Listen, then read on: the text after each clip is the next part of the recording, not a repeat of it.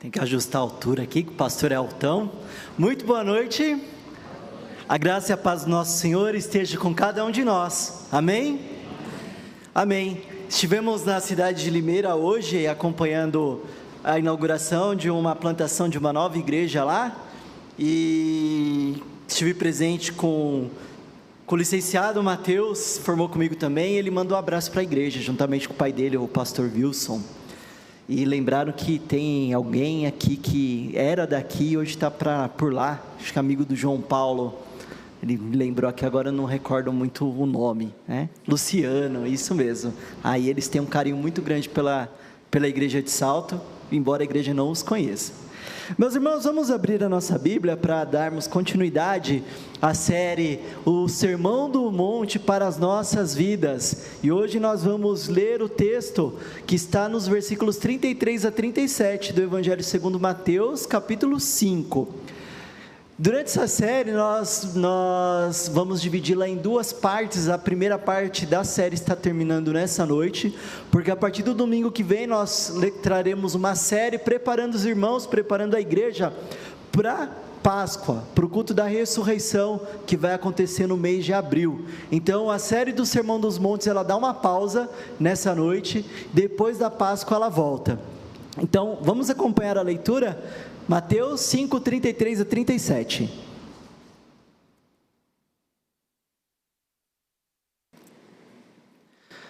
Também ouvistes que foi dito aos antigos: não jurarás falso, mas cumprirás rigorosamente para com o Senhor os teus juramentos.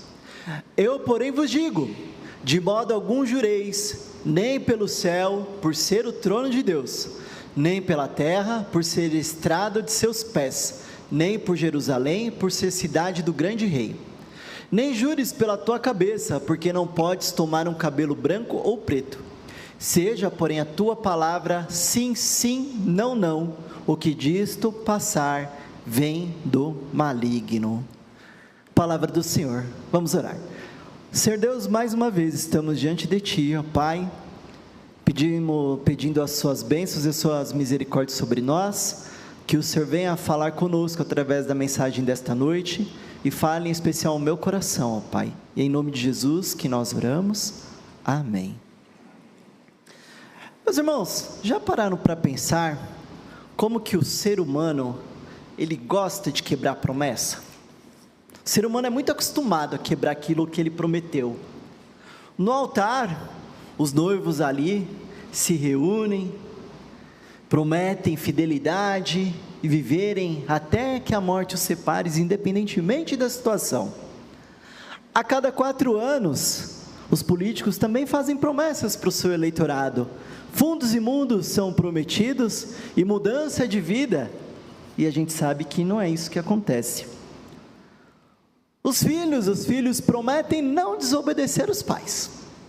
Quem é pai sabe disso, e sabe muito bem que não é sempre que eles cumprem essas promessas. E nas igrejas? Nas igrejas nós prometemos fidelidade às Escrituras, às autoridades instituídas pelo nosso Deus, claro, desde que elas não hajam contra a Bíblia.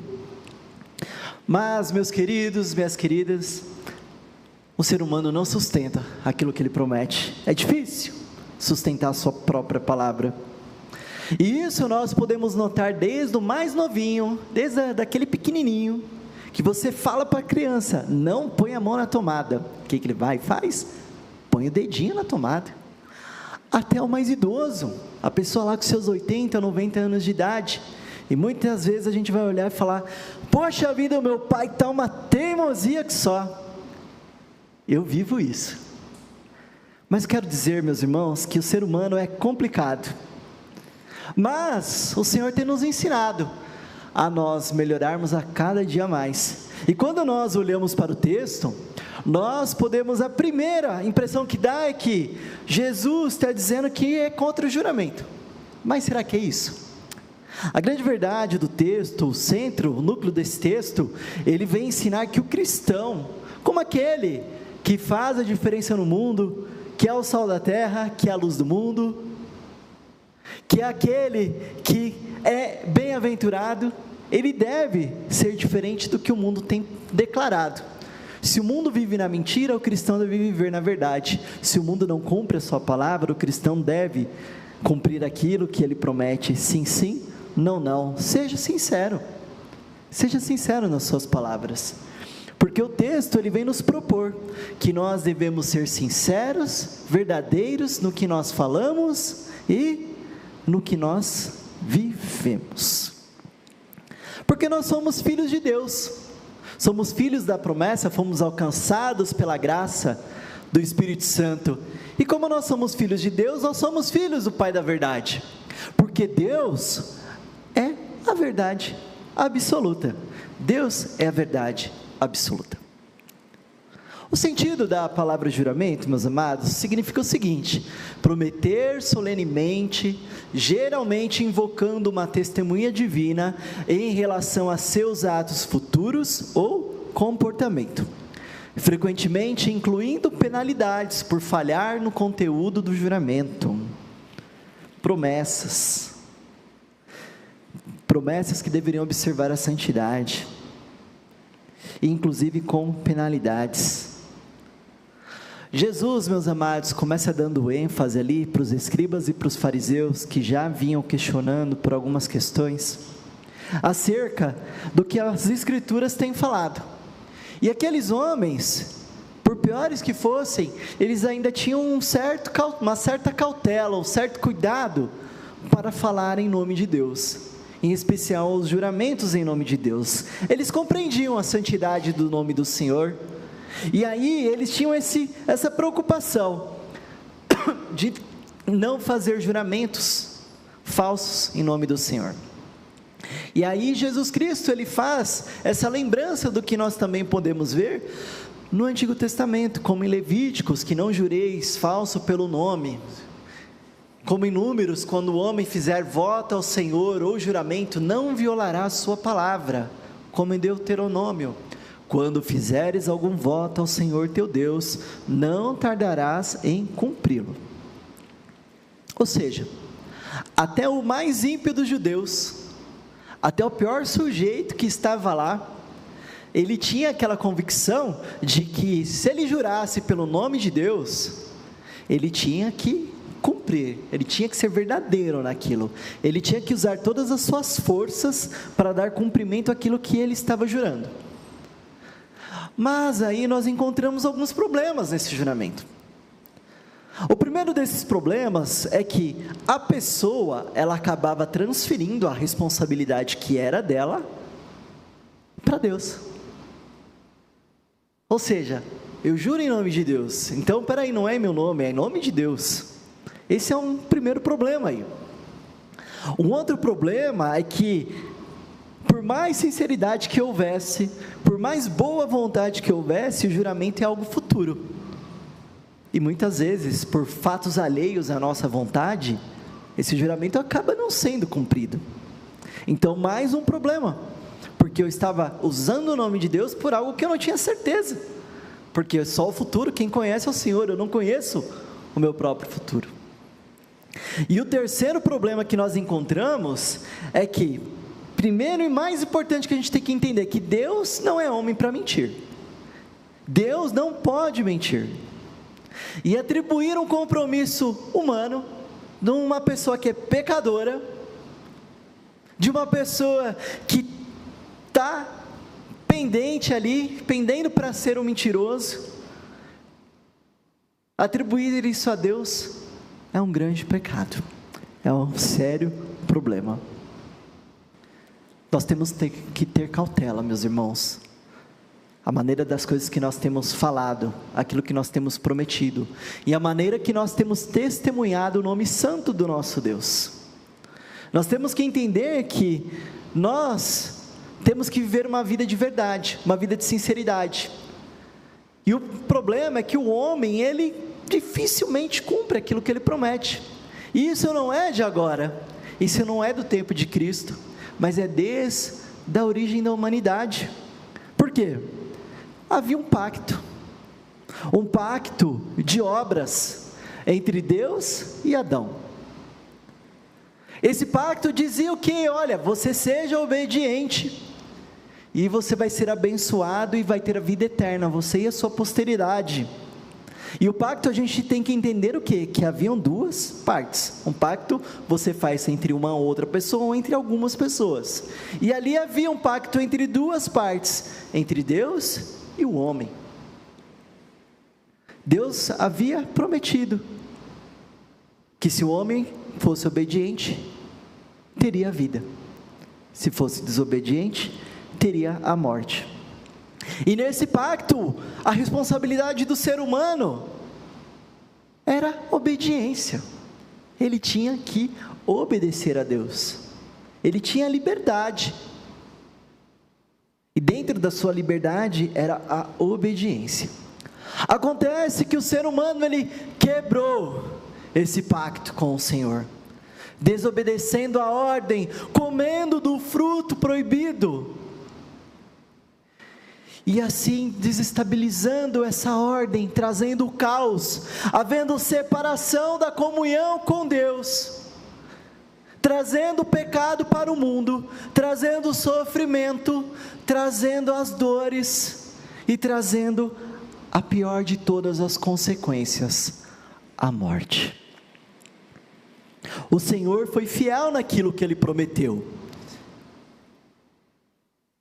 e Ele prometeu que se o homem o desobedecesse, se comesse do fruto do conhecimento do bem e do mal, certamente morreria. Adão não morreu naquele momento, mas a vida dele passou a ter um prazo de validade, e certamente ele morreu. E todos nós herdamos esse mal trazido por ele, o pecado. O pacto de obras foi quebrado, foi rompido, e as consequências vieram, e hoje nós sofremos com isso. Mas o Senhor tem sido fiel naquilo que Ele promete, e desde lá Ele já havia prometido à mulher, que dela haveria o descendente que pisaria a cabeça da serpente, Jesus Cristo. O Senhor Jesus Cristo já era uma promessa desde o início da humanidade, e o Senhor cumpriu a sua promessa, porque o Senhor é a verdade absoluta, Ele não mente, Ele em todos os tempos e eternamente cumpriu e cumprirá o que tem prometido. Meus queridos, se nós vamos jurar, se nós vamos fazer alguma promessa, tenham plena consciência que nós devemos agir em verdade, nós devemos buscar sinceridade, porque se nós estamos fazendo a coisa assim, simplesmente por fazer, nós estamos pecando contra o Senhor. Como a verdade absoluta, Ele nos exige que também nós sejamos verdadeiros. Sejam verdadeiros, assim como é o nosso Deus. Verdadeiros em tudo, meus irmãos. Sejam verdadeiros em tudo. Como eu falei, os judeus, eles tinham esse sentimento de solenidade com o nome de Deus, eles tinham essa preocupação de não jurarem falso em nome de Deus. Mas aí, aqueles homens, eles deram o famoso jeitinho brasileiro. Vamos dar o nosso jeito aqui então, vamos usar algumas estratégias para a gente poder fazer promessas e não cumprir, porque na cabeça deles era o seguinte: a gente não vai profanar o nome do Senhor, porque a gente não está usando o nome do Senhor, vamos fazer juramentos por outras coisas então. Então havia juramento pelo céu, pela terra, por Jerusalém, pela própria cabeça, e tantas outras coisas mais. Mas o problema daquele pessoal estava aqui, o coração. O coração era pecaminoso, já estava voltado, inclinado para o mal, já tinha uma intenção impura de não cumprir os seus pactos, de não cumprir as suas promessas, de não cumprir as suas palavras. Eles achavam que, olha, se eu não estou jurando por Deus, está tudo bem, eu posso descumprir uma promessa, eu posso fazer o que eu quiser aqui, que está tudo certo, posso fazer uma promessa mentirosa. Mas Jesus, naquele momento, expunha a hipocrisia daqueles homens. Eles queriam mostrar: olha, tem uma boa cara de judeu aqui. Como os religiosos de hoje, eu estou com a minha Bíblia embaixo do braço. Eu cumpro a lei, eu sou obediente a isso. Mas a intenção do coração deles não era isso que dizia. Eles já estavam propensos a mentir. Tanto é que foram esses mesmos homens que no julgamento de Cristo lá no Sinédrio levaram testemunhas mentirosas para culpar Cristo daquilo que ele não fez. E o Senhor já conhecia o coração daqueles homens impuros. O Senhor já conhece os nossos corações. E será que Ele está vendo no seu coração a impureza? Ou Ele está vendo um coração sincero, um coração daquele que o adora com sinceridade, com verdade, em espírito e em verdade? Nós temos que ser diferentes do mundo, meus irmãos. O mundo traz sérios problemas, como naquele tempo. Um pouquinho antes, Jesus já estava alertando aqueles homens da maneira que eles estavam tratando algumas questões dentro do próprio casamento, como o divórcio, apresentando para aqueles homens que, olha, Moisés estabeleceu a lei do divórcio por causa da dureza do seu coração. E aí aqueles homens estavam dando algum outro jeitinho para se divorciar, chamada carta de divórcio. O que eles faziam? Olha, tem um documento, é legal, está assinado aqui que eu posso me divorciar de você. E aí eles vão e trocam de esposa. Depois de um tempo, pega outra carta de divórcio, vão e trocam de esposa. Ficam com os dotes, ficam com os bens herdados, aquelas mulheres são jogadas de lado. E Jesus estava expondo a hipocrisia daqueles homens, justamente porque era uma maquiagem de bons moços, mas que viviam uma vida mentirosa. O que Cristo estava trazendo aqui nesse contexto é que eles deveriam ter o compromisso com a verdade. E não só aqueles homens, mas em especial nós como cristãos temos o compromisso de viver com a verdade. Nós temos o dever de dizer a verdade. Quando nós nos casamos, nós fazemos promessas. Fazemos promessas diante de uma autoridade eclesiástica, o pastor, o bispo, o padre. Aí você vai falar: não, mas eu casei no civil. Aí eu já falo que tem um problema, porque o cristão que só casa no civil, significa que ele não está buscando a bênção de Deus para o seu casamento.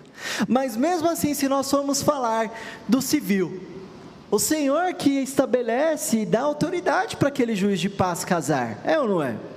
Ou seja, quando você faz promessas para o seu cônjuge, de amar na saúde, na doença, na tristeza, na alegria, na riqueza, na pobreza, até que a morte o separe, você não está fazendo promessas para uma pessoa, você está fazendo promessas diante da autoridade de Deus. Mas não é isso que tem acontecido. As pessoas estão esquecendo das suas promessas, é por capricho, é por egoísmo, é porque eu preciso ser feliz, eu tenho direito a isso, é por problemas financeiros, é por aventuras de uma noite e nada mais. As pessoas estão destruindo a sua própria vida. E aí hoje, como a palavra não tem crédito, o que as pessoas fazem? Contrato de casamento.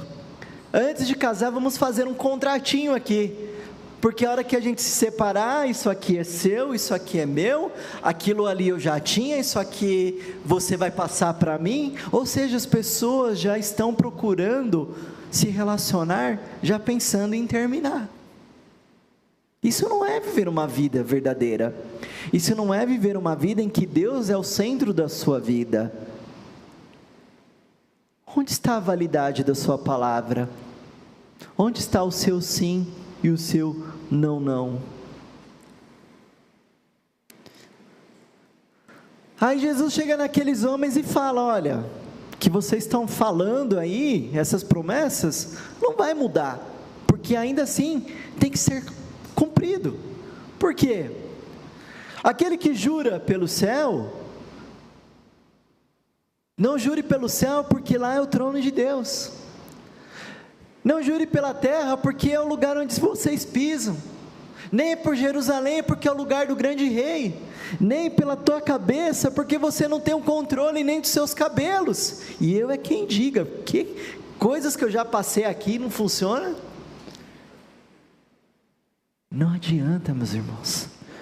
O que Cristo está querendo dizer ali é que todas as coisas estão debaixo da sua soberania, todas as coisas estão debaixo do seu controle, tudo está debaixo do seu governo.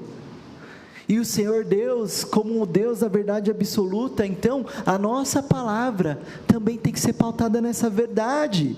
Independentemente do que juramos, nós temos que ser sinceros no que nós falamos. Devemos ser sinceros em tudo, meus irmãos. Sinceros em tudo. Porque nós temos aquele que é o núcleo da verdade. O versículo 37 fecha dizendo: seja porém a tua palavra, sim, sim, não, não. O que disto passar vem do maligno. O verso 37, ele não fecha só o texto, mas ele é o núcleo desse texto, porque ele remete a uma das atitudes que refletem o caráter do verdadeiro cristão. Reflete aquilo que deve ser a nossa vida, uma vida de verdade. E quando Cristo está proibindo os juramentos, Ele está dizendo que nós não podemos fazer nenhum tipo de juramento. Não é isso. Até porque Ele mesmo chegou a responder por juramento no tribunal de Caifás. O Senhor também, em determinado momento, jurou a Davi. E nós encontramos outros textos na palavra de Deus que nós vimos juramentos, votos feitos com sinceridade que são cumpridos. A proposta do nosso Senhor Jesus Cristo nesse momento é dar ênfase. Dar ênfase a quê? A que tudo aquilo que você fala que seja verdade, a tudo aquilo que você fala que tenha uma intenção pura no seu coração. O seu coração deve buscar a verdade, você deve ser uma pessoa confiável naquilo que você fala. O coração do cristão deve fugir daquilo que é falsidade, daquilo que é enganoso, daquilo que é pecaminoso, porque a pessoa que está acostumada a mentir, daqui a pouco a vida dela é uma vida de mentira e ela acha que é verdade. Quem aqui nunca ouviu aquele ditado: para uma verdade basta duas mentiras, que uma prova a outra e as duas não são verdadeiras, mas se torna uma verdade para aquilo. Ou seja, o mentiroso contumaz, ele acaba se acostumando com isso. Cuidado com as coisas que você fala, com expressões muitas vezes simples do nosso cotidiano, quando eu falo, olha, eu juro por Deus, e aí isso revela outros problemas. Primeiro, porque é a quebra do terceiro mandamento, porque você está falando o nome do nosso Deus em vão. É falar o nome do nosso Deus em vão. O segundo é porque há uma ausência de comprometimento em um juramento assim, é uma palavra solta, uma expressão solta. Eu juro por Deus, não tem compromisso nenhum naquilo que você está falando. Um teólogo reformado chamado William Hendricks, ele diz que a pessoa deve tornar-se tão verdadeira, tão plenamente confiável, que suas palavras sejam acreditadas. E destaca: quando o crente deseja afirmar algo, que simplesmente diga sim, e quando deseja negar algo, que simplesmente diga não. Sim e não. Nossa palavra deve ser verdadeira. Desde 2005 eu atuo com direito do trabalho, e durante esse tempo eu tenho visto uma transformação na realidade dos crentes dentro das empresas. Até nessa época ainda eu encontrava pessoas que falavam: olha, eu gosto de contratar evangélico, porque são pessoas boas de trabalho, são pessoas que não me dão problema, são pessoas sinceras. Eu conheci inclusive uma pessoa que falava: Fábio, manda a pessoa da sua igreja aqui para o meu escritório, porque eles não me dão trabalho, são pessoas muito trabalhadoras, e olha, posso confiar nessas pessoas. Até que um dia uma dessas pessoas quebrou essa confiança, nunca mais ela contratou. E aí, conforme os anos foram passando, eu fui percebendo e conversando com alguns empresários, e eles falam, olha, não dá mais para contratar evangélico, porque eles não têm compromisso com o horário, são pessoas que mentem, são pessoas que fingem doença, são pessoas que dão problema, falam mal da vida dos outros. E aí, meus irmãos, infelizmente muitas vezes eu tenho que concordar que a igreja de Cristo não está dando o testemunho que deveria dar lá fora, está vivendo duas realidades, uma aqui dentro e uma realidade falsa lá fora. O problema é do liberalismo que entrou dentro da igreja? Sim. O problema é o falso evangelho que tem sido pregado? Sim. Pessoas que têm buscado a igreja para ouvir o que faz bem para elas, para ouvir que você é o querido, o amado de Deus, o núcleo do olho, da pupila do Senhor, o meu lindo. Mas não há arrependimento, não há pregação para confissão de pecados, não há arrependimento para a vida, não há adoração verdadeira, não há transformação de vida. As pessoas não adotam mais a Bíblia como a única regra de fé e prática, e acham, não, é porque eu acho que tem que ser assim. E inclusive nós ouvimos de cristãos, eu acho que tem que ser assim. O que você acha não interessa, o que interessa é o que está dizendo na Bíblia. Ali há a verdade absoluta, a palavra de Deus revelada a nós. Na classe de jovens também nós estávamos tendo um debate, e aí uma das jovens falou, Fábio, quando eu vou falar que sou evangélica, eu não falo mais que sou evangélica, eu falo que sou presbiteriana, justamente por quê? Porque aí as pessoas vão entender que eu sou diferente do resto do povo. Eu não sei se isso é uma vantagem ou não, porque a realidade, o povo de Deus deveria ser aquele que dá o maior exemplo na vida. É aquele que as pessoas olham e encontram credibilidade, aqueles que as pessoas olham e veem que a vida deles é uma vida de verdade e de sinceridade. Deveriam ser pessoas totalmente confiáveis. Por quê? Porque se eu fui alcançado por Jesus Cristo, eu sou nova criatura. As coisas velhas se passaram e tudo novo se fez. Se eu sou alcançado por Jesus Cristo, eu morri para o mundo. E agora eu vivo uma nova vida com Deus, uma nova vida para Cristo. Se eu fui transformado por Jesus Cristo, eu fui alcançado pelo Senhor, o Pai das luzes, a verdade plena. Então eu sou adotado à sua família, passo a ter o seu título, sou selado pelo Espírito Santo e passo a receber os benefícios advindos pelo sacrifício de Cristo. Então eu tenho que ter uma transformação sincera e verdadeira de vida. Mas se ainda assim eu estou acostumado a enganar, a mentir, significa que eu não tive uma transformação verdadeira e que eu não sou filho de Deus. E se eu não sou filho de Deus, eu sou filho do pai da mentira. E quem é o pai da mentira? A palavra de Deus revela, vós sois do diabo, que é o vosso pai, e quereis satisfazer-lhes os desejos. Ele foi homicida desde o princípio, e jamais se firmou na verdade, porque nele não há verdade. Quando ele profere mentira, fala do que lhe é próprio, porque é mentiroso e pai da mentira. Você é filho do pai da mentira ou filho de Deus? Espero que seja filho de Deus. As pessoas devem olhar para você e ver o reflexo de Cristo na sua vida. As pessoas devem olhar para você e enxergar a verdade, porque somos filhos daquele que é o núcleo da verdade. Para concluirmos, meus irmãos, nós então devemos entender que a nossa palavra deve ser sim, sim, não, não. Jesus não proíbe juramentos, tá?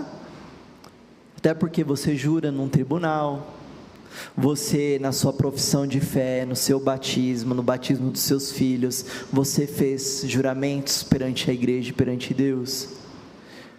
Mas nós temos que viver uma vida de sinceridade, uma vida onde nossa palavra é sim, sim, não, não. E o que passar disso é do maligno, o pai da mentira. E nós temos que levar a verdade para esse mundo. A verdade que nós somos filhos do Pai da verdade, que nós somos alcançados pela graça, que nós estávamos nas trevas e que agora nós estamos na verdadeira luz.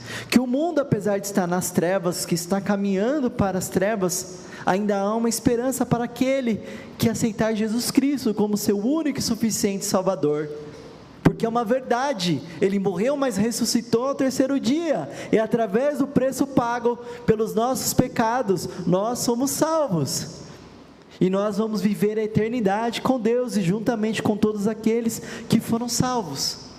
Não caiam na mentira, meus irmãos, de que qualquer religião leva a Deus. Não, a religião verdadeira é a religião de Cristo, é a religião em que nós acreditamos que o Senhor é o único caminho, a verdade e a vida, que ninguém vai ao Pai senão por Ele, e nós recebemos por meio da graça, paga pelo preço do sacrifício de Jesus naquela cruz, a salvação.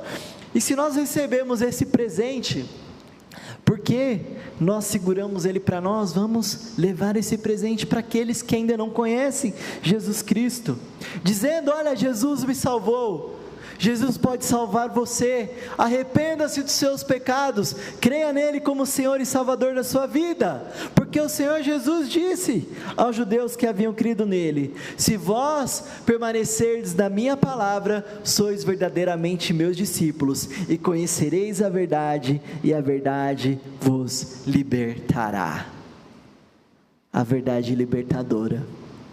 Nós somos livres do poder da escravidão, e agora nós vivemos livres como filhos de Deus, somos servos do Senhor por toda a eternidade. Abracem essa verdade, meus irmãos, creem no Senhor Jesus Cristo e será salvo, tu e a tua casa. Arrependam-se dos seus pecados, vivam uma vida plena e transformada por Deus, a verdade absoluta.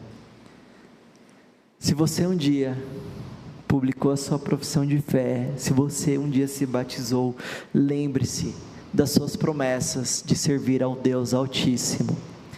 Lembre-se das suas promessas de elevar o Evangelho a toda criatura. Seja uma ferramenta do Senhor, um instrumento do Senhor, para levar essa verdade a todos os povos. Lembrem-se de adorar ao Senhor em espírito e em verdade. Que Ele abençoe a cada um de nós. Amém. Reverendo